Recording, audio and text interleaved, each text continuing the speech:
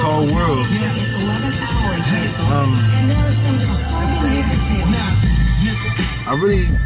I refuse to feed into the Skittle and what chip company. I don't want to feed into that at all. I mean, it'd be different if they was giving back. Like if they was out there putting the same type of money that they put behind BS, in my opinion, to help find this, he ain't gotta be found, just to help convict this man who killed somebody that was clearly supporting you. I'm gonna say their name. I'm gonna say it's Skittles in particular, because I see y'all commercial on TV every day. Taste the rainbow. I see y'all, but y'all got another. That's what? How much y'all that cost y'all to shoot that video? Pretty sure it was in the upper millions, you know, for a commercial. And here, y'all have a clear customer, somebody that was supporting you, but you can't help straighten this out. You know, bring light to the fact that there's an injustice being done. I'm not feeling none of this, really. I mean, all the way around is shady, it's crooked. All the way around. There's no other way to put it. I mean, I think the reason why it doesn't hit home for certain people is because they don't have to deal with it. Until it meets you face to face, you know, then all of a sudden you want to, that's like, you know, all these people out here that been sleeping in them tents. I didn't see none of y'all 7-8 years ago when things was already bad and where I live. I ain't see none of y'all in tents saying, oh, they're being treated unfair. Oh, they're not getting the proper attention. Their jobs are getting cut. They're not getting hired. I didn't see none of y'all doing none of that in my neighborhood, even before 2000. But yet, when it started affecting y'all and people that live in $500,000 homes or live in a nice, comfortable $250,000 home, and because you don't meet the upper tax bracket, you're not included in, your job is on the line, your life as you know it is in jeopardy. Now, you see the injustice in it. Now, all of a sudden, you want to bring out your tents and sleep in a park where you're not wanted for 6-7 months at a time. Now, don't get me wrong, I commend the wholehearted ones that are doing it just because they just now found out. I can respect that. But the ones that are doing it, that been knowing about it, but now you're doing it because it's affecting you now, it's finally at your doorstep, I don't respect that. I don't respect that at all.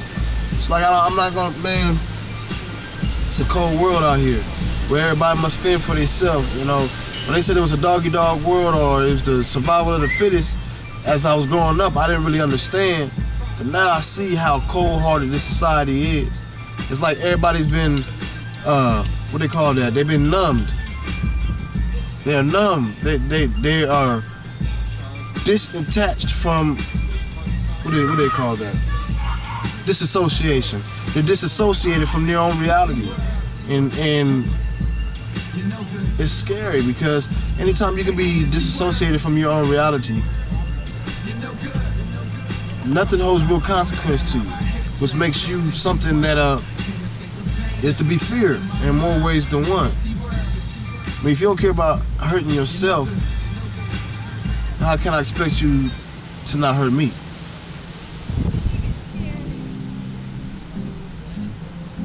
You know? It's disturbing, really. I mean, every generation that grew up before me, I remember them saying, oh, you know what? When we was growing up, it was a lot different. Y'all getting worse and worse. And it's like, I used to laugh at the old people when they used to say that. I'd be like, man, cut that out. Like, what do you mean it's getting worse and worse and worse? Like, we just really that bad. And I see myself doing and saying the same things that they were saying. Like, wow, they wasn't lying. They wasn't lying. See, they know what real peace was. We even in my generation, we don't really know real peace, because when I was growing up, we had to worry about people kidnapping you and child pornography, and I mean, all these molesters and all that. Oh, don't believe that any of that's an accident. This big burst of serial killers and rapists and homosexuality, all that, it's not an accident. I mean, you can look it up. It's all in case studies. In the 80s, they were putting a plastic out that had a chemical that altered your sexual orientation. I mean, how deep is that? When somebody is putting toys that they know little kids is gonna chew on and play with and slobber on and all that, they're putting a chemical in there that alters their sexual orientation. Not just their habits, but their actual molecular structure. Like, how can, I mean, that's evil, but y'all can look that up. That's something on something totally different. It's just when you sit here and talk about how messed up the world really is, you just gotta really look at that type of activity. And you never really get to see the real perpetrator. You only get to see the mouths of the perpetrator. Just like the president. The president he don't run nothing. Like he's the most powerful person in the world. That's a lie. Because if he was the most powerful person in the world, he wouldn't have to go pay homage to Queen Elizabeth, just like everybody else does. Everybody knows that, you know, our society as a whole, we are all collateral. White people, black people, Chinese people. If you got a social security number, if you got a birth certificate, you're property. That means you are owned by the Federal Reserve Bank. You know the family, the Rothschilds, the Rockefellers, the DuPonts, the Disneys, all them, you are their property. And of course, they got to pay homage to their queen. This U.S. is ran like a business. That's what it is. United States of America is a business. That's what it is. It's a big business, and it is big business. That's what it is. It's always been a business. It's ran just like that. What country other than here, real country, can you go to where they really have a president? The only places that I really know that got presidents are businesses. And the president is never the highest position. He's just a mouth. He's the person that talks to everybody. He's the person that everybody sees on TV. But he don't run nothing. Obama don't run nothing. You know, he can do as much as he can to veto certain things and to get certain things passed, but that's basically his limits. And if he exercises those too well, he'll be eliminated like JFK. Period. That was our last real president. Period. Yeah, he did a lot of bogus stuff, but he was really our only real president. So I'm like, I just look at the situation like it is. America's crooked. It was founded by thieves. When they came over here, when they first came over here, they was trying to escape something. It was all felons that basically negotiated their way out of the situation, saying that if we leave here, we go to another state or another country where we won't bother y'all, will you pardon us? That's how America was started. It's been a business ever since. We've never stopped being what you call a British colony. We've never stopped being that. You know, like I say, even in the business, the president is never in the highest position. Never. There's always a co-founder, CEO. The president is usually just the person that does all the talking. Anytime there's something wrong, send the president. Send the president. Anytime there's a function that needs to be held or somebody needs to do, send the president. That's all he is. He's the in-between guy.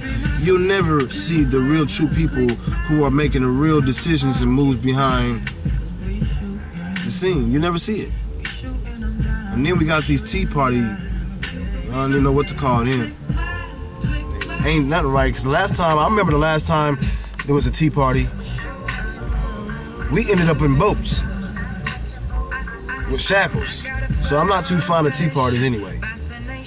Period. But here these people can sit here and rally up all these people and really make decisions. I mean, really press the president like you're going to make these decisions or else. And they were allowed to do that. But yet you had somebody who basically did the same thing 20 years before them, Larry Hoover. This man is a prisoner of war now. He's been locked up for something that they really can't prove and just being held. In my opinion, he should have been let go on his own recognizance a long time ago. But I guess since the powers to be don't want him out, he's not free. People can make decisions like, how are you gonna have somebody that I sit and watch be a superhero on TV and kill people in movies, sit and really execute somebody? Like, come on, man. It just, this society don't make sense. And that's why Tuli wants to speak on it. Welcome to Tool Time. I'm out.